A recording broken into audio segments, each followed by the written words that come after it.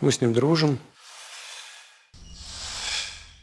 Значит, у нас есть какая-то, как сейчас модно говорить, химия. Кончаловочка, венцо красное. Кончаловочка – это очень вкусно. Так вперед за цыганской звездой кочевой на закат, где дрожат паруса. Ты что не на фронте-то? И глаза глядят с бесприютной тоской в багровеющие небеса. Патриот нашей Родины. Нам СВО Бог послал. Достоин, достоин, достоин. И ты никто? Говно. Нормально? Несколько недель назад в России произошел праздник, по своим масштабам сравнимый разве что с Днем Победы или годовщиной Крещения Руси. Свой 80-летний юбилей справлял пропагандист Никита Михалков. И от этого государственного праздника спрятаться было просто невозможно. Посвященные Михалкову фильмы шли по центральным каналам целую неделю. Как ему удалось сделать невозможное и в очередной раз прославить свою фамилию? Помимо этого всего, каждый день передачу Михалкова «Бесогон» крутили на официальном канале РПЦ «Спас», а также фильмы показывали и по другим каналам практически каждый день. Я повторяю всем. Никто не смеется. Кто будет смеяться, я действительно накажу. В одном из документальных фильмов даже снялись Лавров и Путин, заявивший, что между ним и Михалковым есть химия. Мы с ним дружим. И он... А если дружим, значит, у нас есть какая-то, как сейчас модно говорить, химия этих отношений. Он же наградил Михалкова и высшей государственной наградой страны орденом святого апостола Андрея Первозванного. Я служил, служу, и сколько Господь даст еще, буду служить Отечеству. А потом отдельно приехал в театр к юбиляру, чтобы поздравить того в кругу родных и близких. Никита Сергеевич, за тебя. Спасибо, дорогой. Спасибо. Поздравляю. Орденом Михалкова наградил и патриарх Кирилл. Достоин, Аксиос. Достоин, достоин, достоин. Телеграммой юбиляра поздравили бывший президент Дмитрий Медведев, спикер Госдумы Вячеслав Володин, премьер-министр Михаил Мишустин, директор службы внешней разведки Сергей Нарышкин, мэр Москвы Сергей Собянин. А потом и Путин телеграммой выписал еще одно, 4-е свое поздравление. И даже в московском метро укрыться от Михалкова было невозможно. В честь него московские власти запустили целый именной поезд Михалкова. Он облеплен кадрами из фильмов и цитатами. А в голове поезда вагон «Бесогон». А другая выставка, посвященная Михалкову, открылась на станции Воробьевы горы. Михалков не Волга, которая бесстрастно течет во все времена. Он само время. В общем, если такое дело и празднуем, то я решил страдать вместе со всей страной и тоже в честь юбилея глянул Бесогон ТВ. Моя задача разобраться. В тело человека вживляется чип. Компьютерная игра, которая призывает школьников приходить в школу и убивать своих соучеников и учителей. Это я вам говорю как профессионал.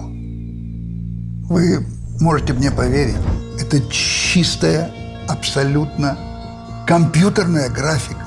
В конце каждого выпуска Михалков хряпает рюмочку за победу и разговаривает с воображаемым другом. Не нарушая установившуюся нашу традицию, пока идет специальная военная операция, я предлагаю вам рюмочку за победу, за нашу победу.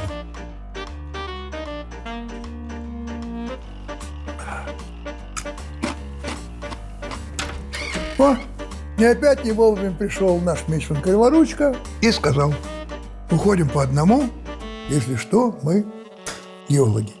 Вообще-то это выглядит как идеальный досуг для говорливого пенсионера. Сидишь час дома, нарядный, рассуждаешь перед камерами, разводишь какую-то политическую конспирологию, а в конце тяпнул водочки и свободен. С нетерпением жду вас на нашей, Бог даст, новой встрече. Тем более Михалков же, человек крайне заслуженный и очень богатый. И развлекается, как говорится, на свои.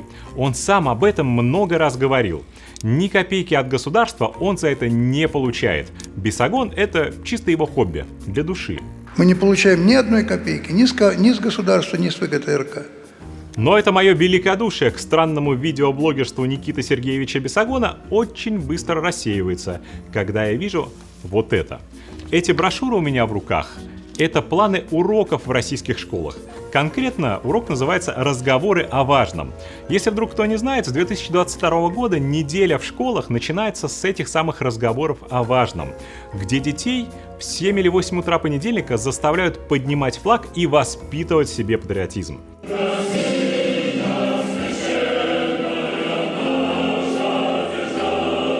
Это официальные документы Министерства просвещения. Они опубликованы на официальном сайте, это не какая-то там самодеятельность.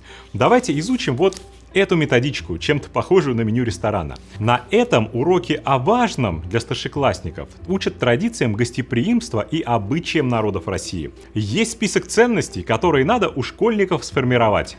Единство народов и крепкая семья. А дальше подробный сценарий урока по ролям. Учитель задает вопрос: ребята, кто из вас любит ходить в гости? А кто принимать гостей? Что вам больше нравится и почему? А ученики отвечают, и учитель задает следующий вопрос. В определенный момент учитель говорит: для многих в мире Россия феноменальна тем, что на одной земле мирно уживаются абсолютно разные народы со своей культурой, со своим вероисповеданием. И дальше почему-то он должен рассказать, что на эту тему думает Н.С. Михалков. Затем, тут уже никакой дискуссии с учениками не прописано, учитель включает телевизор и показывает детям фрагмент передачи «Бесогон». Я как бы физиологически понял, что этот пейзаж, вот этот мой русский пейзаж, он точно такой же родной пейзаж и для тех людей, которые исповедуют ислам и ходят в эту мечеть. Нет, спасибо, конечно, за ваше мнение, Никита Сергеевич, но что оно делает в обязательной школьной программе? Смотрим еще одну методичку, следующую. Разговоры о важном, на обложке золотая осень и почему-то коллективизм. Тема с заботой о себе и окружающих. Интересно будет обсудить с ребятами фрагмент авторской передачи Н.С. Михалкова «Бесогон», в котором рассказывается о важности лайков в социальных сетях.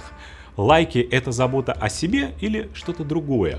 Неожиданно задает вот такой вопрос учитель и включает кусочек выпуска «Бесогона» 10-летней давности. Для нее было важно, чтобы она получила как можно больше лайков. Этот фрагмент школьники смотрели 1,5 минуты, чего, очевидно, было недостаточно, и учитель предлагает посмотреть еще один выпуск «Бесогона», в этот раз про совесть. Конечно, это из страха, это советская система, страх быть наказанным и так далее, и так далее. Нет, это неправда. И то же самое повторяется еще много раз. В разговорах о важном в декабре 2024 года ученики слушают кусочек «Бесогона», где Михалков приравнивает возвращающихся из Украины военных к героям Великой Отечественной. А кто пришел в 1945 году с войны? Кто стал элитой? На следующем уроке, посвященном написанию законов, детям показывают видео, где Михалков критикует желание Украины вступить в Евросоюз. И вот в этот момент то, что я называл видеоблогерским хобби говорливого пенсионера, резко превращается во что-то гораздо более серьезное. Школьников, несовершеннолетних детей буквально пичкают этим бесогоном на еженедельной основе. В обстановке, где они не могут ни уйти, ни сопротивляться. Их заставляют смотреть откровенно пропагандистские, полные конспирологии зарисовки уже не очень вменяемого пожилого человека. Если я что-то утверждаю, я не обязан представлять доказательства. Вы знаете, чьей это было идеей? Кто придумал включить блог Михалкова в школьную программу? Путин. Владимир Владимирович Путин предложил, я так мягко скажу, чтобы на уроках о важном, о главном показывали отрывки из «Бесогона» или сам «Бесогон» и так далее. А знаете, кто за это все платит? Вы. Да-да, вы не ослышались. За эти 1,5-минутные фрагменты передач, которые и так абсолютно бесплатно выложены в интернете, наш великий режиссер получает деньги. бюджетные, от дочерней структуры Министерства просвещения. За каждый такой мини-кусочек, показанный на уроках, Михалков получает 350 тысяч рублей. За 2 месяца 2024 года в разговорах о важном показали 4 таких фрагмента. И на счет фирмы Михалкова ООО «Бесогон» поступили, соответственно, 1 миллион 400 тысяч рублей. Это роскошно. В масштабах наших расследований, а уж тем более в масштабах самого Михалкова, у которого только на счетах в банках около 3 миллиардов рублей, это деньги совершенно небольшие. Но, господи, ну как же мелко! Ты же легендарный режиссер, народный артист, обладатель всех мыслимых и немыслимых званий и наград, герой труда, национальная гордость. Твоей усатой физиономией обклеены даже вагоны метро. И продавать государству и так лежащие в свободном доступе передачи за несчастные 350 тысяч рублей? Какая же, процитирую классика, пошлость. Звенящая пошлость. Бесогоном воспитывают не только в школах, но и в армии. Посадили солдат, показали серию, обсудили. Так описывал просмотр Бесогона замминистра обороны Картополов. Прямо как в школах, и тоже не за бесплатно. За 2024 год Михалков получил от структур Министерства обороны 560 тысяч рублей. Он руководствуется интересами дела. А дело, которому он служит в последние годы, это Россия. Много раз Никита Михалков заверял, что Бесогон — это абсолютно некоммерческий проект, что он на нем ни копейки не зарабатывает. Михалков даже писал открытое письмо в Евросоюз, где он называл себя русским художником и представителем древнего русского рода, а также ныл, что против него необоснованно ввели санкции, так как он вообще никак не связан с государством и деньги из бюджета не получает. Это вранье. Так что давайте в честь 80-летия юбиляра это вранье разоблачим и зафиксируем. Чушь собачья, неправда, ложь. Мы изучили финансы Михалковского ООО «Бесогон». И выяснилось, что Минпросвещение, с которого Михалков берет по 350 тысяч за уроки для школьников, это далеко не самый главный его кормилец. У передачи есть куда более щедрые спонсоры.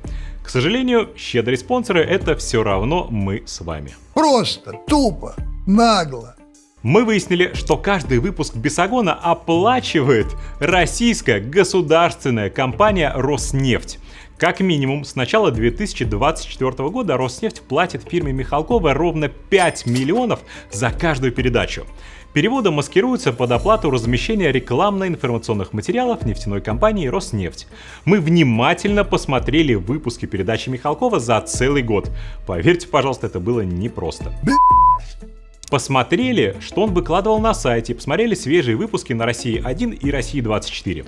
Никаких рекламных материалов Роснефти у Михалкова, разумеется, не было. Не, вот так вот никто не сделает. Ладно, давай, мы тебе платим, давай сделай то, что надо. Сделает. Ровно так вам Игорь Иванович Сечин и сделает.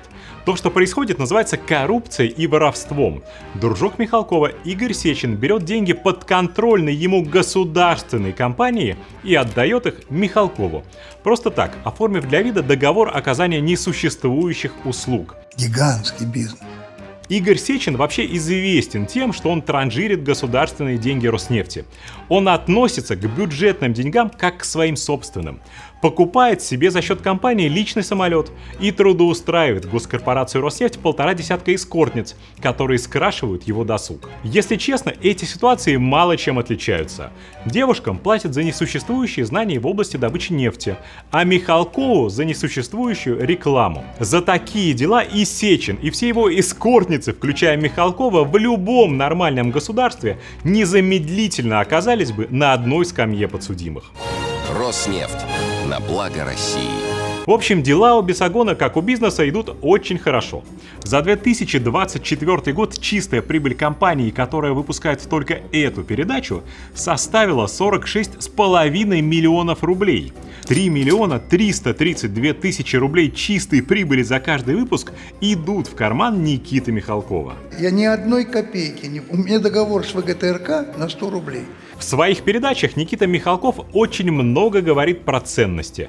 Это всегда очень пафосные и очень громкие слова. Ровно поэтому их и показывают детям и солдатам. Мы сегодня единственная страна в мире, единственная, которое может сохранить христианские ценности и европейскую, по крайней мере, культуру. Единственная страна. В кадре сидит Михалков, такой большой, такой заслуженный и умудренный опытом. На неподготовленного человека это действительно может произвести впечатление, как производит впечатление любой известный и авторитетный человек.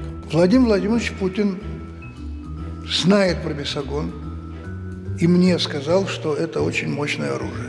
Вот именно что оружие, пропагандистское оружие, за которое, как и за поставку любого оружия, как мы выяснили, тоже платят. Как бы там мозги людям не промывали. Но я все равно не могу перестать думать о том, что происходит, когда камера выключается.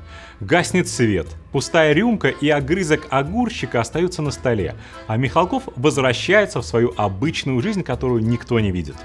Продолжает ли в его голове жить тот самый Никита Бесогон, бескорыстный моральный камертон, патриот и поборник семейных ценностей? Садится ли он за обеденный стол, чтобы рассказать друзьям и родным все то же самое, что рассказывает нам? Почему «Три богатыря» — это не три лесбиянки переодетые? Почему Мальвина не проститутка, а Буратино не гей-маньяк? Шельмует ли он Европу? Отстаивает ли он традиционные ценности? Беспокоится ли он за институт семьи? Мы защищаем незыблемости семейных ценностей, сохранение традиций. Ну, в общем, живет ли он по тем же самым правилам и заветам, которые проповедует? Как это проверить? Ну, можно, например, посмотреть, как Михалков распоряжается тем, что ему действительно дорого. Сравнить слова с действиями. Давайте откроем декларацию о доходах Никиты Сергеевича Михалкова. Это единственная его опубликованная декларация. Дело в том, что он вообще-то руководитель бюджетного учреждения, художественный руководитель театра в Москве. И вскоре после его назначения декларацию опубликовали. В ней обнаружился доход в 500 миллиарда рублей, миллионы квадратных метров личной земли и даже собственный вертолет. Разгорелся скандал, и Михалкову пришлось оправдываться. Было сказано, что он успешный режиссер, удачливый инвестор и вообще наследник Сурикова и Кончаловского, чьи картины стоят миллионы. Недоразумения уладили, и больше доходы Михалкова никогда не раскрывались. За что, конечно, вам огромное спасибо. Но этого одного документа нам будет достаточно. Сначала видим впечатляющий список на 3 страницы. Эти 86 пунктов – это все земельные участки, которые Михалкову принадлежат. Всего 30 миллионов квадратных метров. Потом указаны жилые дома, нежилые помещения, гаражные места и так далее. Следующий столбец декларации – это местонахождение недвижимости. И везде тут Россия, Россия, Россия. Но остановимся вот на этих 3 строчках. 3 небольшие квартиры, по 63 квадратных метра каждая. Проблема заключается в том, что в России у Михалковых таких квартир нету. Остальные квартиры из списка можно найти и без труда. А вот эти 3 как корова языком слезала. Где они? Их здесь нет. Этому феномену есть объяснение. На самом деле они находятся не в России, а в Испании, на побережье Средиземного моря. Ох, что это получается? Нашлись у Михалкова европейские ценности, только почему-то припрятанные. И в то же время ценности этой самой Европы, против которой мы пытаемся вести борьбу, своими руками здесь же взращиваем. Ну ладно, квартиры явно старые, купленные очень давно, возможно, Михалков тогда еще пребывал в наивном неведении, а Никита Бесогон в нем еще не пробудился и не навел духовный порядок. Можно ли списать это на ошибку молодости? Я готов исправить ошибки, которые есть, я готов пойти навстречу, я готов. Вряд ли, ведь квартиры никуда не делись и по сегодняшний день. В 2019 году их просто переписали на дочь Михалкова Анну. Она ими владеет до сих пор и, судя по всему, катается туда на отдых. Вот на этих кадрах, снятых этим летом в 2025 году, Анна Михалкова гуляет на пляже Плая де лос Локос. Это примерно в 300 метрах от того места, где расположены квартиры. Ну, это красиво. Но вы не подумайте, что Михалков переписал недвижимость на дочь в 2019 году, потому что он резко возненавидел все европейское. А потому, что незадолго до этого он купил себе новую квартиру в Испании, гораздо более соответствующую его статусу.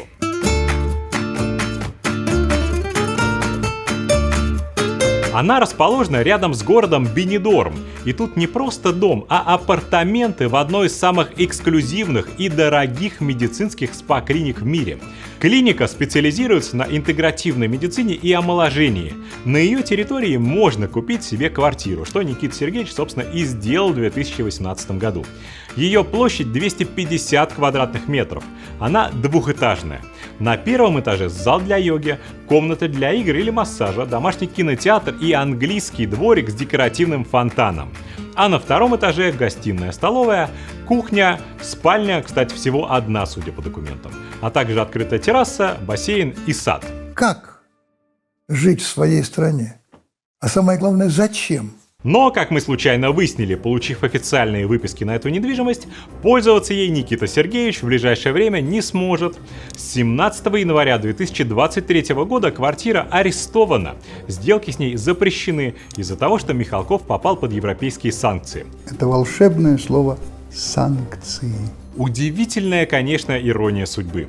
Даже во времена Советского Союза, железного занавеса, пока вся страна мечтать не могла о поездках за рубеж, у номенклатурного Михалкова была возможность кататься по Европе. И даже по всему миру.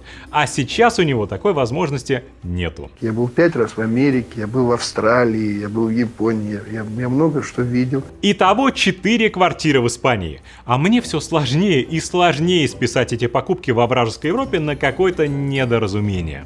А окончательно невозможным это делает то, что у Михалковых в Испании есть еще и гигантская вилла. Она тоже никуда не делась, она не продана, не арестована. Патриот Михалков мог бы избавиться от нее просто в любую минуту, продавать ее можно даже не приезжая в Испанию. Но как же, с другой стороны, русский художник может избавиться от такой красоты? Переместимся в одно из самых дорогих мест Испании – город Сотогранде. Он находится на самом юге страны, на побережье Средиземного моря. Потрясающий абсолютно пейзаж русский. Березы, поля, где-то там Волга блестит. Эти места на весь мир славятся своими гольф-полями. Прямо возле одного из них и купил себе виллу Никита Михалков. Вот она, в окружении пальм. Площадь участка тут почти 40 соток, а самой виллы 950 квадратных метров.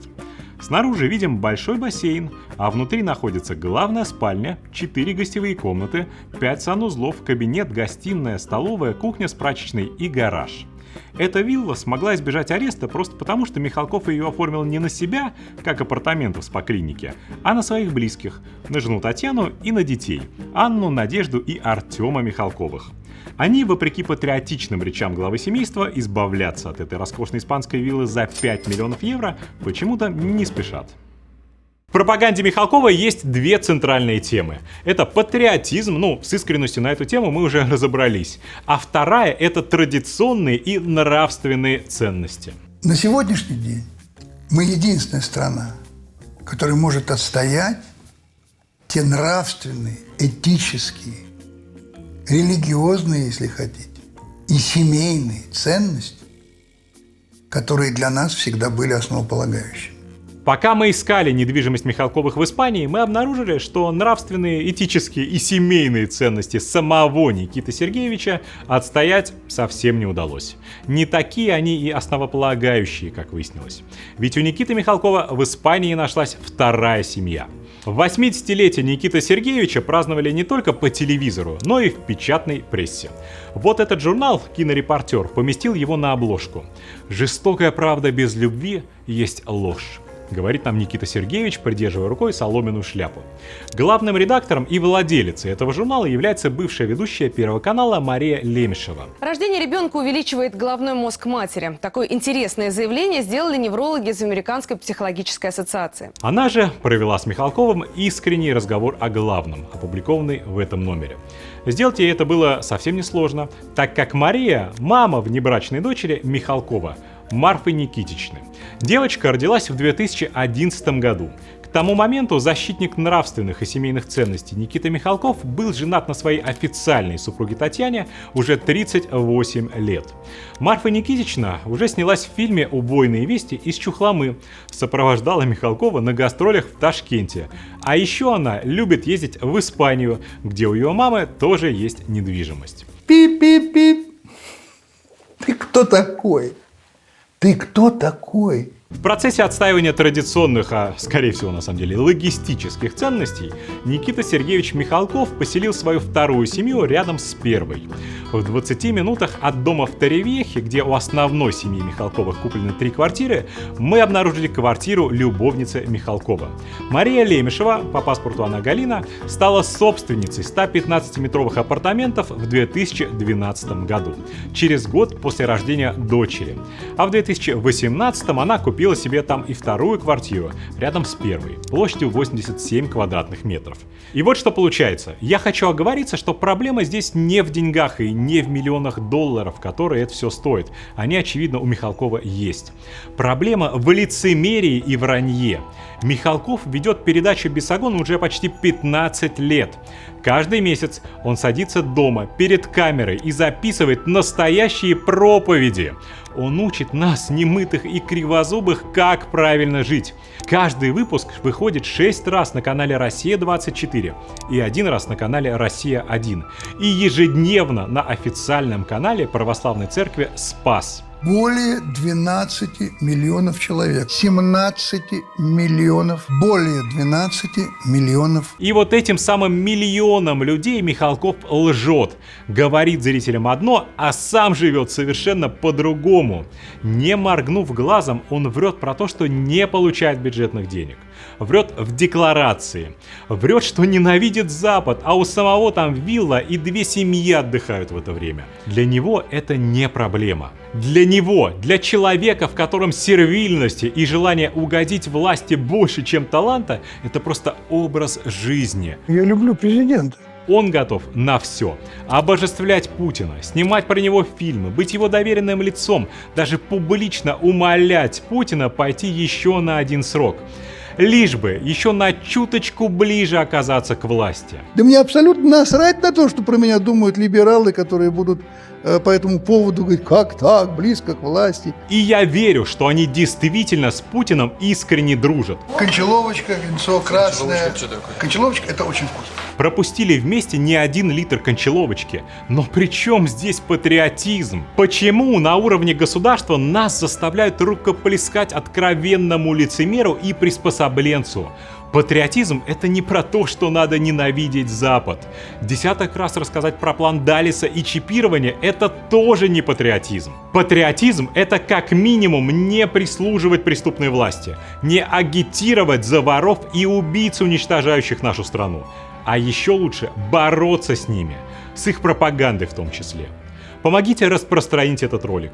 Перешлите его друзьям, знакомым, родственникам, всем, кто смотрит Бесогон ТВ. И не забывайте ставить лайки. Как можно больше лайков.